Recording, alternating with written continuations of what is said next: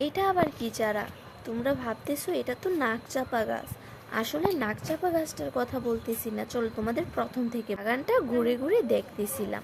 তখনই দেখি আমার নাকচাপা গাছটার গোড়ার মধ্যে একটা চারা জানে হয়ে রয়েছে। তখনই আম্মু বলতেছে এখানে নাকি বাঙ্গির বীজ কিছু কুপেছিল, ওইখান থেকে একটা গাছ হয়ে গেছে। আমি ভাবতেছি ওর জন্য একটা ঘর করে দিই, সে কেন অন্যের বাসায় থাকবে। তাই আমি যে নার্সারি থেকে গাছ নিয়ে আসি, ওইটার যে নিচে একটা থাকে ওইখানে আমি মাটি ভরে গাছটা সুন্দর করে লাগিয়ে দিচ্ছি। তোমরাই বলো গাছটা দেখতে কেমন লাগছে। আর গাছটা লাগাতে লাগাতে কিছু সাবস্ক্রাইবদের নামটি বলে দিচ্ছি। আরজানা, তুহা, হ্যাঁ তোমাদের অনেক অনেক ধন্যবাদ এত সুন্দর কমেন্ট করার জন্য। এই যে দেখো তোমাদের নামগুলো নিতে নিতে আমি আমার বাঙ্গি গাছটাও লাগিয়ে নিয়েছি। গাছটা অবশ্যই কমেন্ট করবে কেমন হয়েছে। আর গাছটাকে এখন আমি একটু পানি দিয়ে ছায়াযুক্ত স্থানে রেখে দেবো।